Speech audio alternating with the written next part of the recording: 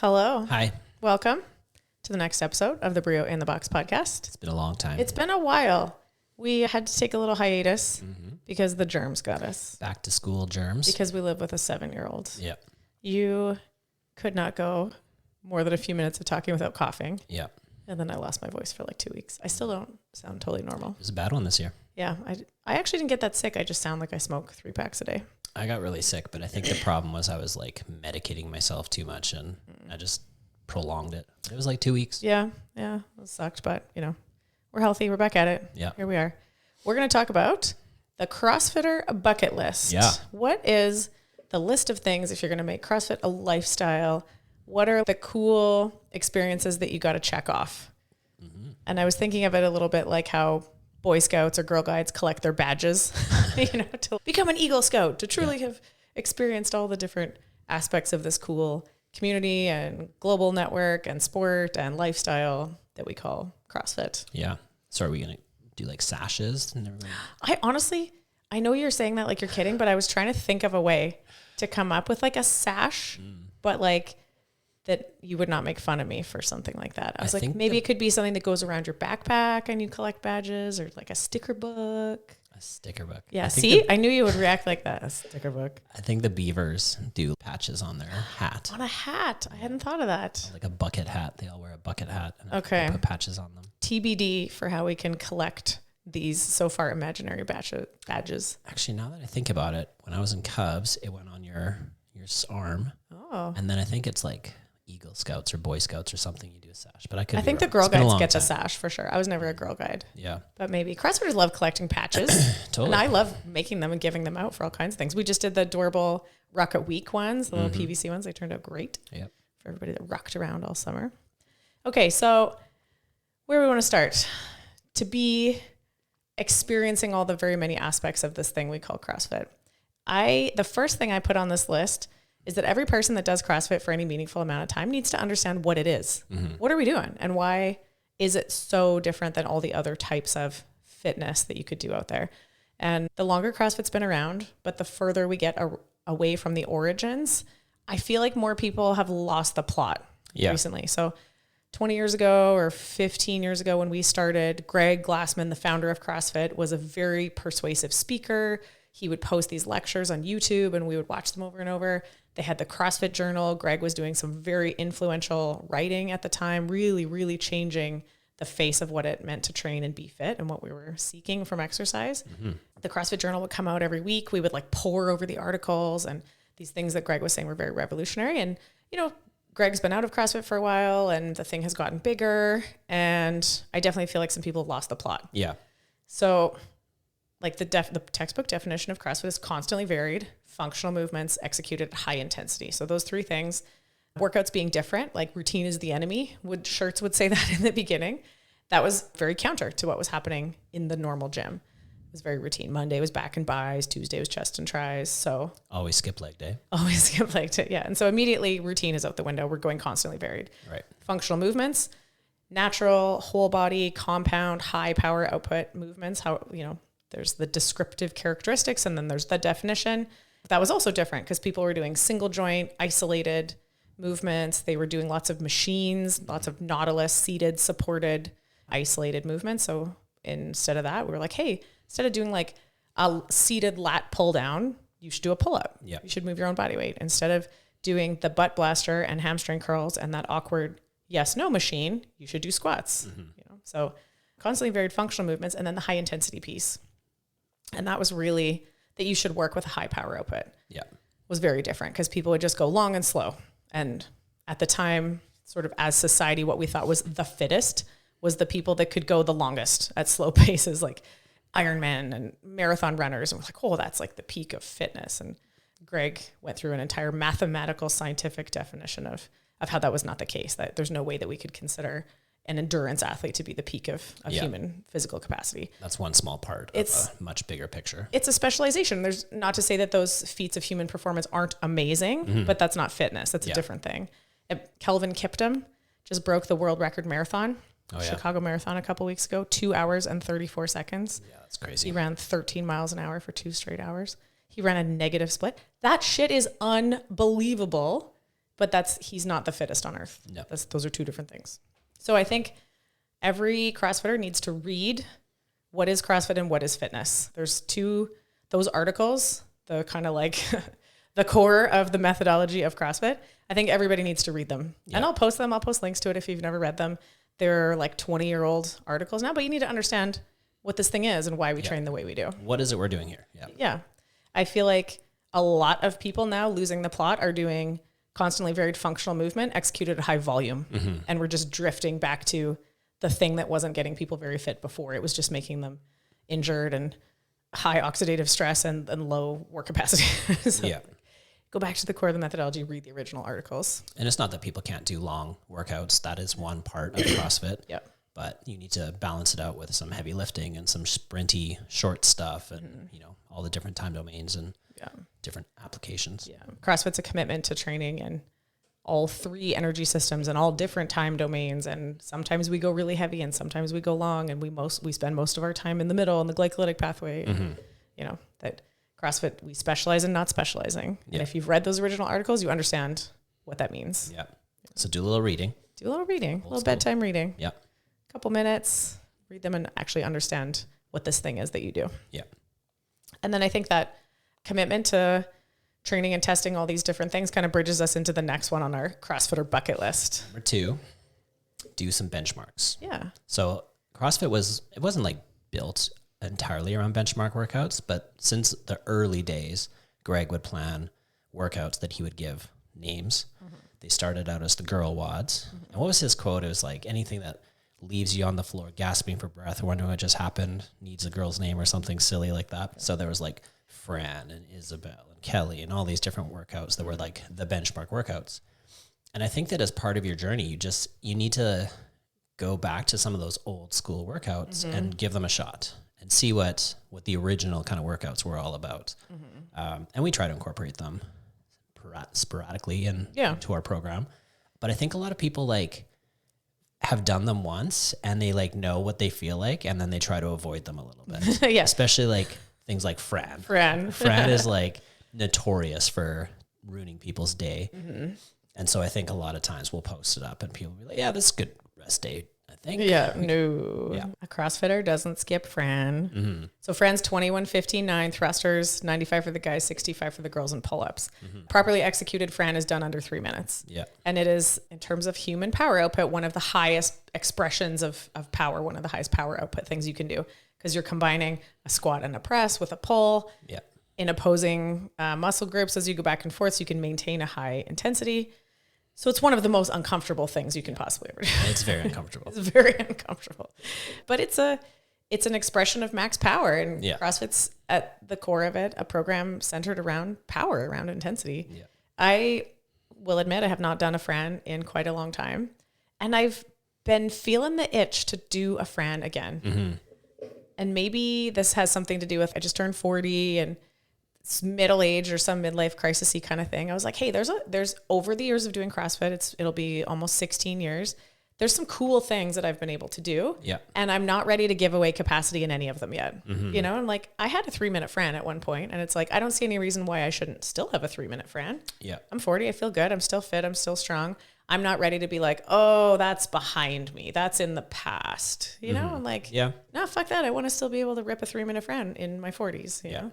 And I think it's worth doing those types of Fran workouts. They used to do them as part of the level 1. So early on when we first did ours, I remember doing a Fran. Yeah. And it was the most devastating thing I've ever done because the guy kept no-repping me. And it was Pat Sherwood, wasn't it? No, it wasn't Pat that was no-repping me, but when I was down to my last round, he could tell I was the last one. And he's like, we're just going to take this weight off. And they made me finish with an empty bar. But they made you finish, didn't you? They made me finish. Yeah. But I had only ever done it before out of a squat rack at a Globo gym at the field house, actually, thinking I knew what I was doing. And I had no idea what I was doing back then. Yeah. And so to actually have somebody's eyes on you telling you what are good reps and what are no reps. And I thought for sure I was going to be able to RX it, and I got absolutely destroyed. And there was not a 3-minute Fran. That was not a 3-minute. Close to cap time. Yeah. But yeah, it was super devastating. So you need to do some of those short, sprinty, crazy stimulus type workouts, but not all the benchmarks are just short sprinting. No. There's like a whole variety of different things. CrossFit Total is a benchmark workout. Murph is a super popular very iconic. We've done an entire podcast on it. Yeah. You know? And it like that's big enough that even non-CrossFitters will do that one as an iconic workout that they've heard of. Yeah. Or like more recently, Chad, the 1,000 step up workout has become like a big one that a lot of places do. So I think there's 3 different energy systems. Your phosphocreatine system, your max ability to generate power for like 10 seconds or less. Your glycolytic pathway, where you create energy in the absence of oxygen, peaks at about a minute, dies by 2. And then your aerobic oxidative pathway that you can do theoretically forever. We're all in the oxidative pathway just sitting here right now. And CrossFit's a commitment to training in all 3. Yeah. The phosphagen pathway is your 1 rep maxes. And so I worked with a seminar staff member last weekend where he said very bluntly, if you're not doing 1 rep maxes, you're not doing CrossFit. If you're just showing up and treating it like a 20-minute AMRAP boot camp thing, that's not CrossFit. But also if you're I love barbells, Mr. Mrs. Barbell person, and all you do is show up for heavy day and you never show up to do Murph or Chad, or we just did Linchpin 13, you know, it was 8K of running and 210 burpees. Like you got to show up for that stuff too. You got to have a commitment to going long. You got to have a commitment to the glycolytic pathway, the stuff that hurts so bad. And you have to lift heavy barbells. You have to push the weight on a 1 rep max. Yeah. And all of those things, you have to do them, but you have to earn them. Yeah. You can't show up and do a 1 rep max shitty deadlift, you know, with crappy form. You practice, you train your good technique for those things so that you can test your benchmarks once in a while. Atlas had actually said recently, he's like, I want to see if I can deadlift whatever it was. He wanted to 1 rep max. And I was like, dude, you haven't done a deadlift in 2 months. And I was like, you haven't earned it. Yeah. You don't get to 1 rep max deadlift right now. You haven't deadlifted for like 8 weeks. Yeah. I was like, if you want to do that, talk to me in 90 days when you've been training consistently. Yeah, you got to put the time in. You got to put the time in. You got to earn those things. And if you don't, that's just ego lifting. Yeah. And that's how you hurt yourself. And that's also not CrossFit. Yeah. Right. Ego lifting is not CrossFit. For sure. So you got to do the benchmarks. Yeah. And I will, present a challenge to people in the next year when the benchmarks come up. Don't skip them. Yeah. Show up. And it's not that you have to do them RX'd. You're usually better off like doing it with the intended stimulus. If the intended stimulus of Fran is a 3-minute workout and you're doing a 15-minute RX Fran, you're not doing Fran. You're doing super heavy mega Fran. You're doing a much lower intensity grinding workout. And those are fine to do once in a while as well. But if you really want to experience what Fran is, when people talk about Fran, you have to go fast. I offer up the challenge Yep. to revisit. And if you've been doing CrossFit a long time like us, I always kind of joke that the longer you do CrossFit, the longer the list of things gets where you go, fuck that, I'm never doing that again. Yeah. And I'm trying to challenge myself to throw that list in the bin. And like I said, I'm not ready to let those things be in the past. It's like, I worked hard to build up all this work capacity. I think it's kind of shitty to just coast now and For sure. and go like, I don't do those things anymore. Yeah. So keep the challenge up. Yeah. Another big benchmark that comes once a year and has been going on for years is the Open. I think you got to do the Open. Yeah. The CrossFitter Bucket List, you have to do the Open. Number 3, got to do the Open. Got to do the Open. And I think for a few reasons, it connects you to the global community of CrossFit. Yeah. BRIO is cool, but we're part of a bigger thing. And when you do the Open, you're part of the bigger thing. And even if you don't go anywhere with it, and even if you're not competitive, and even if you don't take it that seriously, you just got to connect with the global community of CrossFit. And that's the easiest. For $20, you can do it and plug in and play the game. Yeah. It's an opportunity to test yourself. It's an opportunity to have a judge, watch your reps. Like you said, it's an entirely different thing to have someone there telling you yes or no, whether you're squatting low enough, a little check-in. And, sometimes it pushes you outside your comfort zone. Yeah. I think, and we've done a whole podcast on the Open as well. And honestly, the best part about the Open is that forces you to do things that you might otherwise never try. Yeah. Right? You can do everything except for that one movement. And so you're like, okay, well, I'll do everything up until that movement. And then you do it and you get there and you just start trying. And next thing you know, you've done your first bar muscle up or your first whatever. Yeah. And it can be super exciting and super rewarding. But, all of that aside, I think there's just something to be, partaking in the experience of that for other people and seeing them give it everything they got and being part of the judging process and just, being part of a much bigger thing. Yeah. The community locally within our gym, you come and be a part of the thing and plugging into the global community. I think it's worth clearing 3 Fridays. Sure. It'll be end of February, probably the first 2 of March. It's usually when it happens. I think it's worth, hey, your kid has to get to hockey. Call their friend's mom and see if they can take them. Yeah. And, or, you know, call into your uncle or grandma or grandpa and like clear 3 Fridays off your schedule to come and do some fitness and participate in something a little different than the day-to-day with the BRIO community, and then be part of the big thing. Put yourself out there. Put yourself Your out kids, there. like all these parents, you know, like you're making your kids put themselves out there and go play games and be in these sporting events and challenging themselves. And every time Atlas does a gymnastics competition, he's always like a little bit terrified, but we're like, you're going to do it, Amanda. You're going to do great. And whatever happens, and it's worth doing. And put that same opinion on yourself. Like, lead from the front. For sure. You got to just put yourself out there. And it's so funny because people get so worked up about it, but it's like, it's just a workout in your gym. Yeah. It's no big deal. Also, it doesn't matter at all. Yeah. It's a fun thing. It's a good test. Dave Castro won't be there.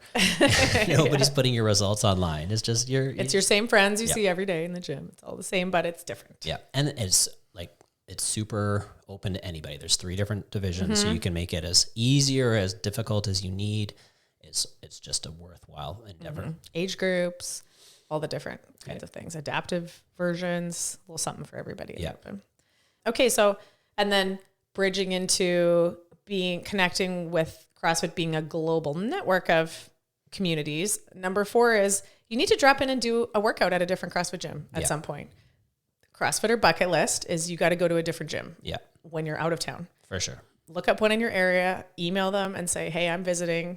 I'm from CrossFit BRIO in Saskatoon. I've been doing CrossFit for however long, and I'd like to come to your noon class tomorrow. Is that okay? Yeah. You got to do it. And I ask, this is my question of the day sometimes.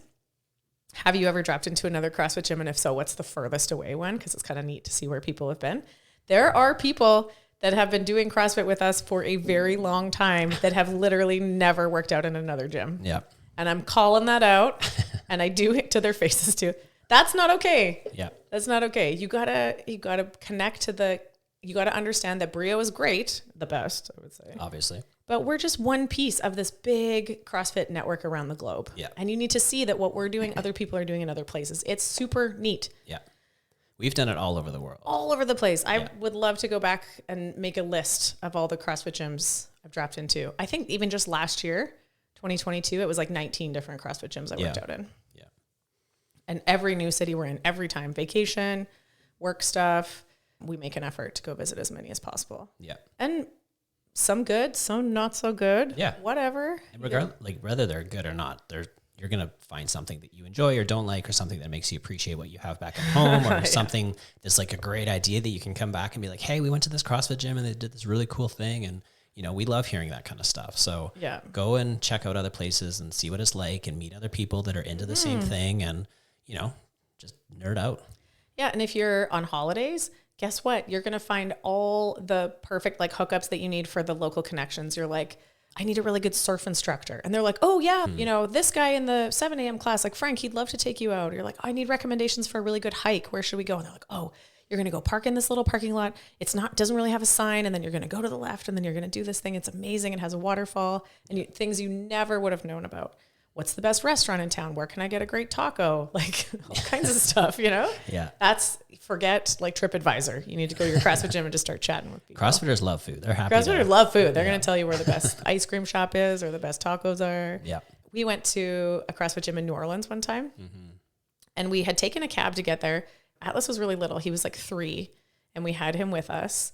And then this gym was in a weird spot, kind of in the middle of nowhere. And we couldn't get a cab to come get us, to come back home. And this guy in the class that we had just met was like, hey, I'll give you a ride. He's like, I have a toddler. I have a car seat in the back of my truck. Like, where are you staying? And we were like, oh, we're down in Bourbon Street. We're like, oh, we're all the way down there. He's like, that's okay. It was like 40 minutes out of this guy's way to make sure that we got where we were going and everything was okay. And I was like, awesome. CrossFitters are so nice. Yeah. Some of the greatest experiences I've had while traveling are thanks to people I've met from dropping in for CrossFit. It's often not cheap, right? It might be $20 or $25 or even $30 sometimes, but I think it's worth supporting other people that are trying to make it go of the same thing. And you would spend that on a lunch easily. Yeah, on tacos.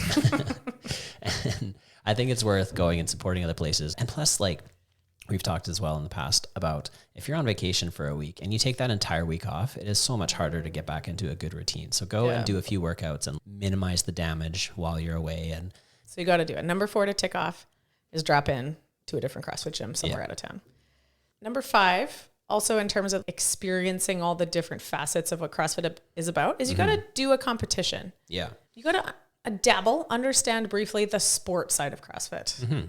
And there's lots of opportunities to do it just at a fun, recreational level. I remember, this just popped into my head. I remember I had a buddy who, when people would say, oh, I'm a power lifter. And he'd be like, oh, cool. So you've done a powerlifting competition? And they're like, no. And he'd be like, I don't think you can call yourself a power lifter if you've literally never done the sport of powerlifting. Do I get to call myself a football player if I've never played football? Yeah. You know, he did not like that people would go to a Globo gym and do squat, bench, and deadlift and call themselves a power lifter if they had not ever done powerlifting. Yeah. You're like, okay, so if you train for CrossFit has a sport element to it. You got to experience the element of sport. And nowadays, it used to be that like there was just a few sort of local ones that you could do, and they were all pretty much the same. You know, they had their beast option and then like maybe a scaled one, but now they make competitions specifically for people that are new to CrossFit or not wanting to go too extreme. And you don't even have to worry about sharing a warm-up area with some of the like elite level people. And a lot of them nowadays are partner or team. I think almost all the recreational ones are that way now. Which makes them so much more relaxing and fun and enjoyable. So it's worth going. It's kind of a combination of testing yourself by doing the open and going to a different gym. You know, you kind of get the best of both worlds. And it's like usually a one-day thing, and it's just fun. It's also what's different than the open that's spread out over 3 weeks is you're going to do multiple events in one day. So, hey, you're putting your fitness to the test, do something a little different than more volume than you would normally ever train. There's that element of the unknown and the unknowable. So you train for whatever the workouts are going to be. And if running comes up and you're like, oh, God damn it, I hate running. And you're like, well, or if you're like, oh, I hope it's not 1 rep max deadlift or whatever it is, makes you be ready. And then you see what a test of fitness as a sport is really. So I think at some point you got to do it. You got to do Give it a try. A competition. Get a buddy, get a couple people together, do a CrossFit competition. And then I think if you're going to do CrossFit for a really long time, so we're talking about like a CrossFitter, this is a lifestyle for you. Consistency is key. So you can dabble in the sport side of things, but that you're not going to treat it like a sport for your entire life. No. You got to understand it, but you can't train CrossFit as a sport forever. It doesn't work that way. And the majority of CrossFit is not meant to be a sport. It's meant to be a way of living and a lifestyle and keep you healthy. So then another bucket list thing to check off, this would be number 5, is you got to make the 1,000 WOD club. You got to get your name on the wall at BRIO. Yeah. Show up reasonably consistently. You think how many you show up 4 times a week times 52 weeks a year, 4 or 5 days a week, or 2 to 250 workouts a year. It doesn't take that long to get your name on the wall. 4 or 5 years goes by pretty darn quick. When you think of some of us have been hanging out doing thrusters together for 10 or 12 or close to 15 years now. So get your name on the wall. Yeah. That 1,000 WOD club pin. Yeah. It's a cool thing to do and just be part of. Yeah. I think the competition, the sports side is like neat, but the deeply meaningful stuff is to be consistent and show up for years and not be, oh, I showed up 300 times in 1 year and then I fizzled out and I quit. Yeah. No, I don't do CrossFit at all. And the way we do it, that's not it. The way we do it with the 1,000 WOD club is it's not that you just count all these workouts that you're doing here and there. Like you go for a walk with your dog and that's a WOD. Like, no, you got to be in part of a class. You got to do the whole thing, you know? Yeah. So it's really more of a 1,000 class club. Yeah. But it's 1,000 watts. Workout of the day. You got the workout of the day. You got to do the class, the workout of the day classes. And so then I think there's something to be said for doing the workout of the day is the consistency, the accountability. You show up, you sign in and we track that for you. So you can't be like, oh, I work out all the time. And then we're like, no, you go to the gym an average of 1.5 days a week. Like the data doesn't match your perception of that. And like, why am I not fitter? And you're like, well, because you show up once a week. I don't know. Like that kind of stuff. So there's this accountability, consistency, reality to it. Presumably you're tracking your workouts, you're logging your workouts to see progress over time, which you should be doing, whether it's on paper, digital now and be on the whiteboard, or like tracking for accountability and consistency. And then I think you need to apply that to your nutrition. Yeah. You need to track your food at some point. Yeah. Yeah. We've both done it at some point a few times. Numerous times. Yeah. And I think there's just something about learning about food and how much you actually eat and how much you think you eat. And it's often quite a shock.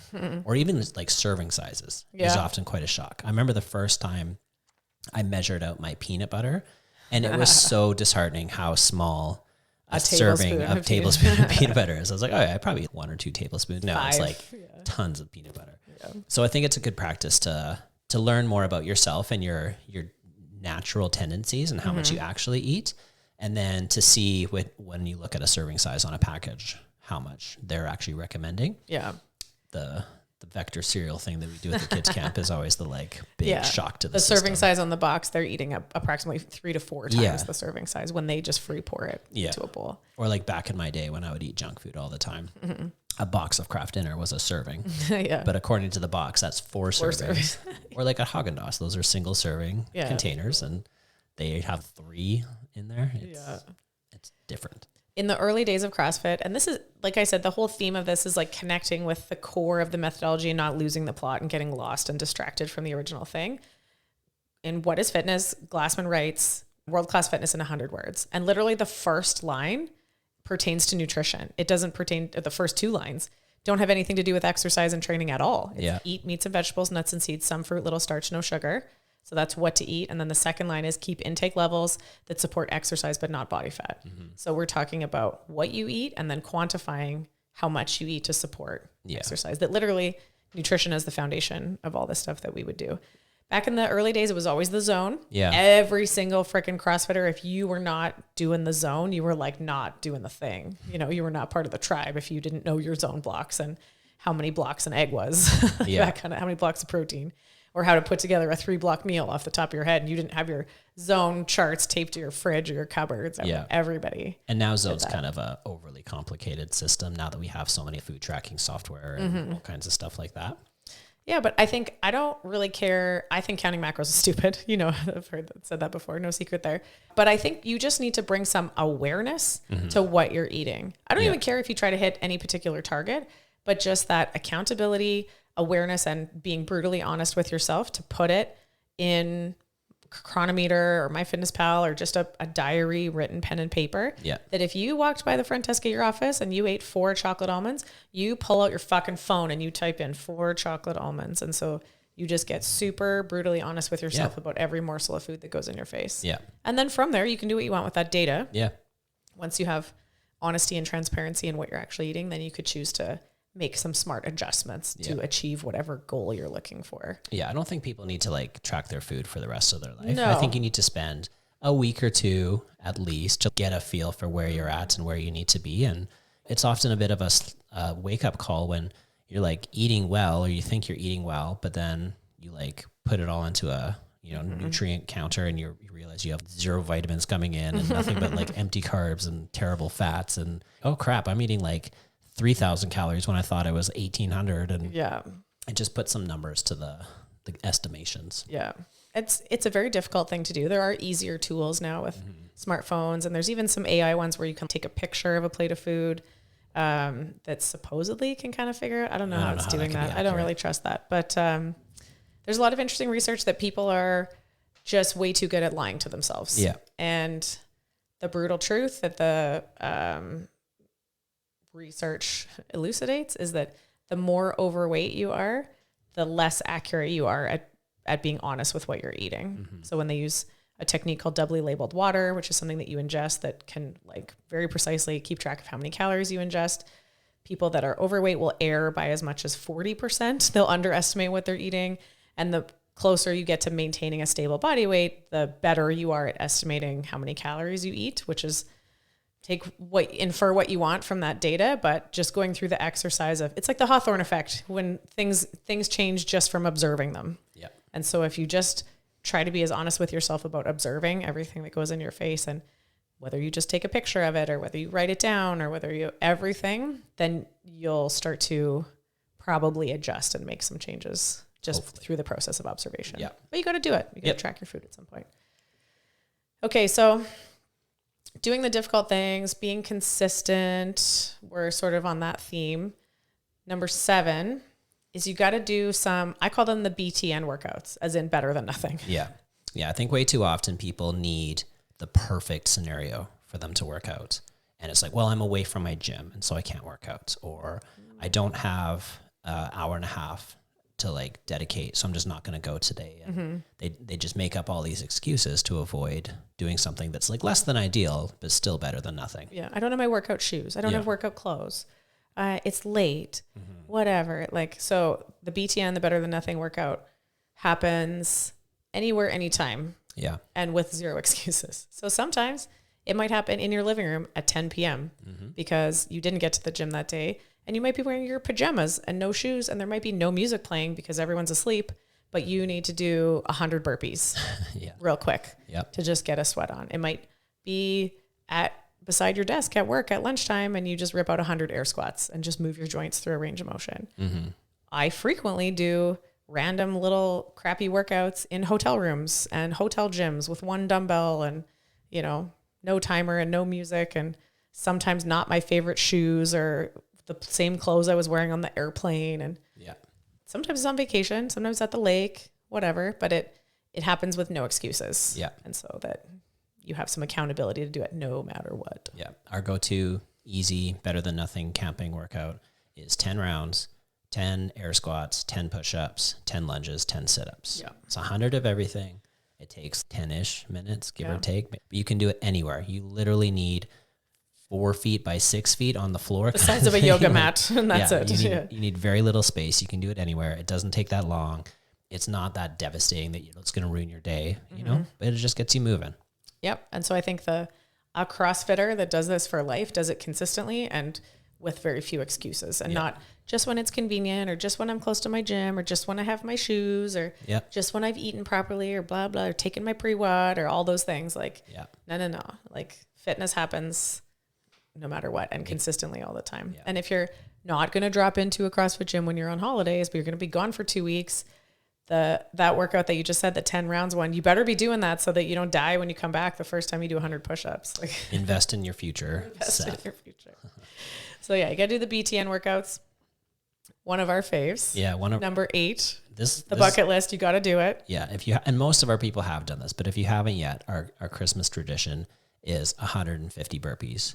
And this is going to be our 16th year coming up. Hashtag Xmas burpees. 16 years. That's a lot of burpees. So yeah, it's such a like easy, not easy to do, but it's an easy thing to incorporate into your Christmas morning. Everything's closed. Nobody's doing anything. Your kids are only going to open presents for so long. And then eventually you're just kind of sitting around waiting to eat. So some people will just hammer them out and be done in 10 minutes. Some people will spread them out throughout the day, and every hour they'll do 15 burpees or whatever. And I think most people agree that's worse. I do too, because then you're right in the middle of something and you have to stop and do some burpees. But it's 150 burpees, and you just do them on Christmas Day. Yeah. It's an easy, like, better than nothing, just get it done kind of thing. And it's become such an iconic part of the culture of BRIO specifically that I don't know how you can be a member here for more than a few years and not do the Christmas burpees. Like, it's a thing. And it's part of this tribe, is that's what we do on Christmas Day. And lots of other gyms now do it as well, that we've kind of like shared. Seeded it. Yeah. We have, I think over the years, I don't know if this is accurate now, still to say, 5 former coaches from BRIO have gone off and started their own CrossFit gyms, which I think is great. And they've taken that tradition with them and incorporated it to their communities. And the more people that do it, the better. Everyone's welcome. Totally. Hashtag Xmas burpees is a tradition that I'm happy to carry on. Yeah. It started with an old video on CrossFit.com, and I forget who it was. Maybe Heather Bergeron was talking about it in a video, and she's like, we did 150 burpees on Christmas Day and somebody puked, and they were talking about it like it was so terrible, and we were like, we should do that. Yeah. And it started with just you and I and your parents, I think. Yep. Did it on our balcony in Maui. And I think a few of our original members that were just personal training clients, I'm pretty sure Lori B, that I have a picture of her doing it that first year too. Right. That she sent me in her living room doing the burpee. Yeah. So there was us and a handful of our personal training clients that we issued the challenge to, and then it's just snowballed into this thing from there. And part of that now is you start to see people doing it with their kids or with their family, which kind of brings us to our next thing, which is introduce somebody else to fitness or to CrossFit. And it can be that where like your cousins are in town and they're visiting for the holidays, and you're like, hey, come and do 150 or maybe less if they need to. Come and do some burpees with me. And then we do our bring a friend day every month, at least every month. I think if you've discovered this thing called CrossFit and you've figured out a way to do it consistently and make it part of your life and just your lifestyle of your personal hygiene, essentially, of how you care for your health in the same way that you have a shower and do your laundry and brush your teeth, you go to the gym. Yeah. I think it's a bit of a, I'm going to say like a duty for you to share that with someone else in your life.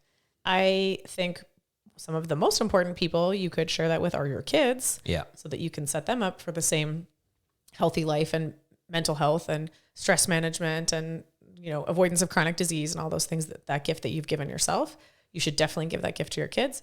But it can also be your brother or sister or your parents or your coworkers, or, you know, there's lots of people doing cool things and trying to spread health and fitness and physical activity to their workplace and get their coworkers moving, which is great. You try to be a positive influence in someone else's life, and what you figured out, try to teach it to someone else and share it with them. And I think it's important to remember in doing this that we know CrossFit isn't for everybody, and that's fine. But I think the best thing you can do is just lead from the front and be a good example. And then even if somebody comes and tries CrossFit and they're like, there's no way I can do that, I hated that, that was terrible. And you're like, okay, that's fine. You just continue to do your thing and you continue to live well. And then hopefully, eventually, they'll come around and be like, okay, you're looking pretty good and I'm feeling pretty bad. And maybe I need to rethink this whole thing. So it's difficult to get somebody to take the plunge initially. But I think as long as we're like putting in the effort, then we're doing what we can. Mm-hmm. Yeah. Be a good role model and help people see that CrossFit could be for them. Yeah. I think too, that's something that we're like, hey, I started from blah, blah, blah. I couldn't run 400 meters. I couldn't do a lunge. I couldn't, and look, like it works and it can be for anybody. And you just have to, it could be you too. Yeah. And maybe that's a little like culty and like a pyramid scheme. You got to recruit. They won't have to sell anything. But you don't have to sell them. They don't burpees. have to buy anything, and all you're selling them is a better future. Mm-hmm. It's a big part of why I don't take kids into my kids program unless the parents do CrossFit too. Mm-hmm.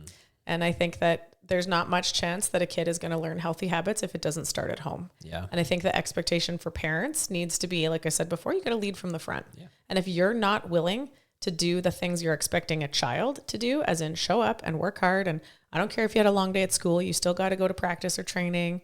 And if you'll rearrange your life and your schedule and rush dinner and get out the house for them to get to their thing, you need to hold some standards for yourself too. Yeah. And so I think parents should do it. And I think if you have figured it out, then you should definitely impart those skills and habits into your kids.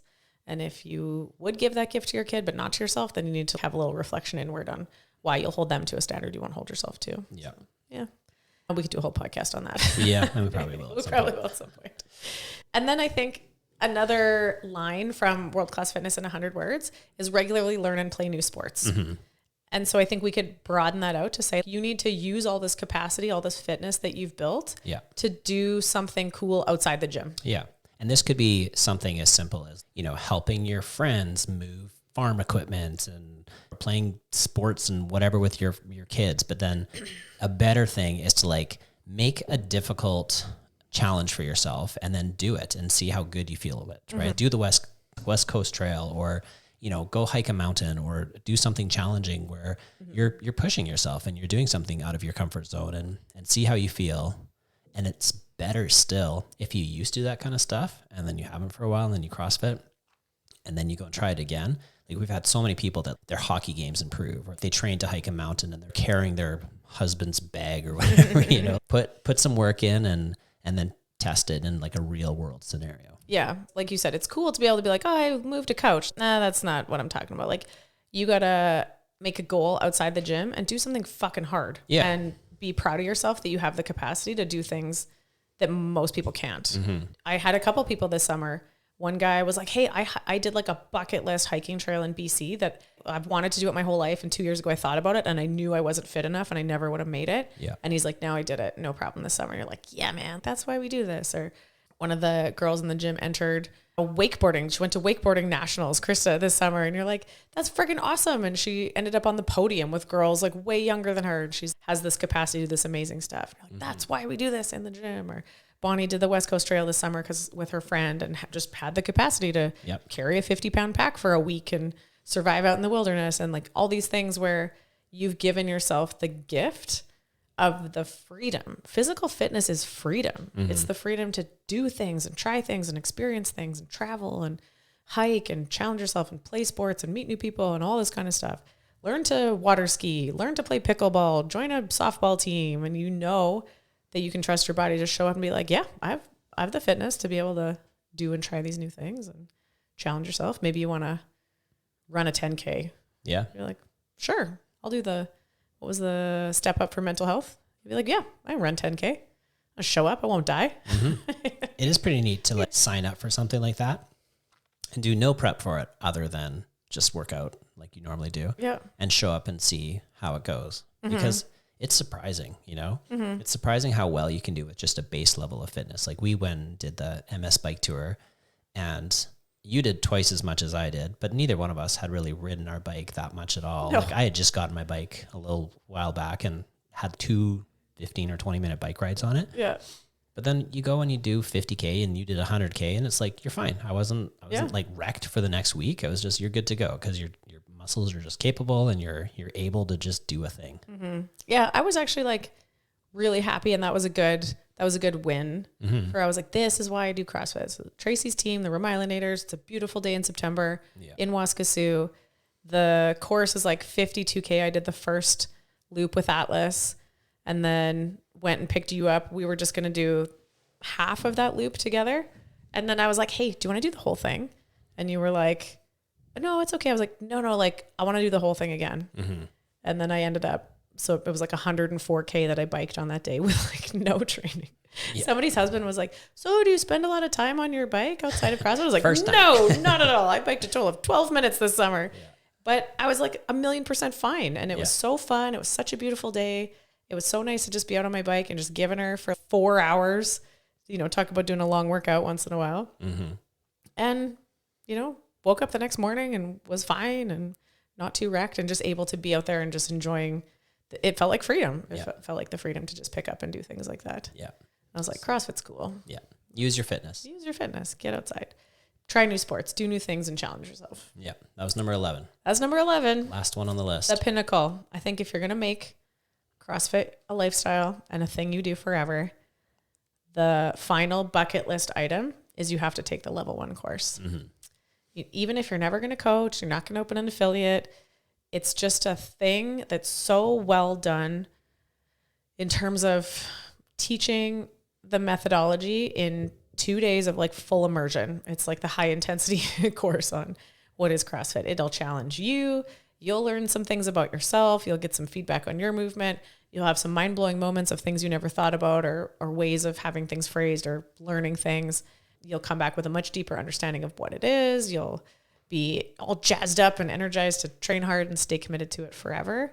I think that's a fundamental piece of anyone that's going to do CrossFit for any amount of time is you gotta do your level 1. Yeah. I've done it twice. Yeah.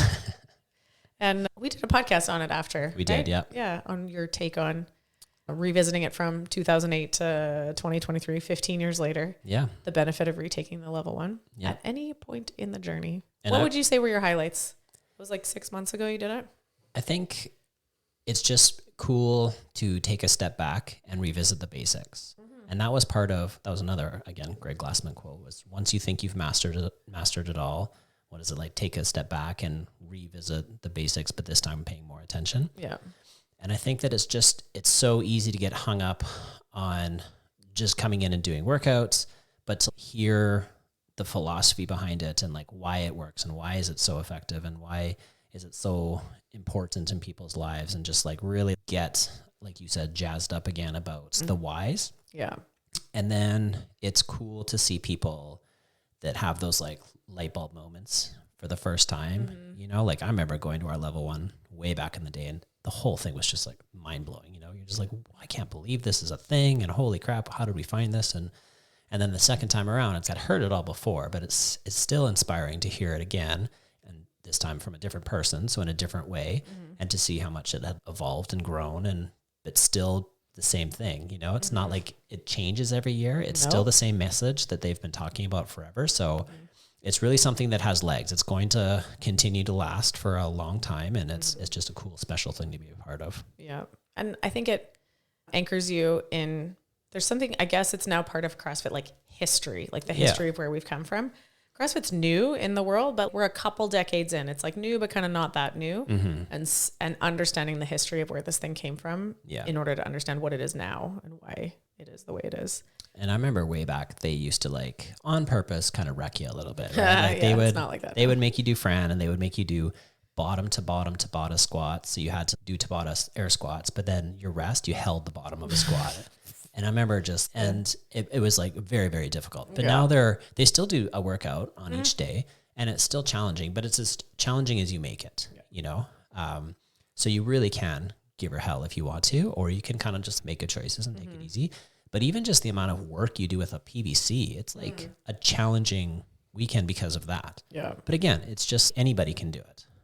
I had an interesting course I taught a little while ago where you could tell it was a bunch of people, sort of like I was saying, I feel like people have kind of lost the plot, and they don't understand what CrossFit is at its core, and they've been misled into thinking that like more volume is a thing and you need to do 2 workouts a day and all. You need a program with part A and part B and part C and D.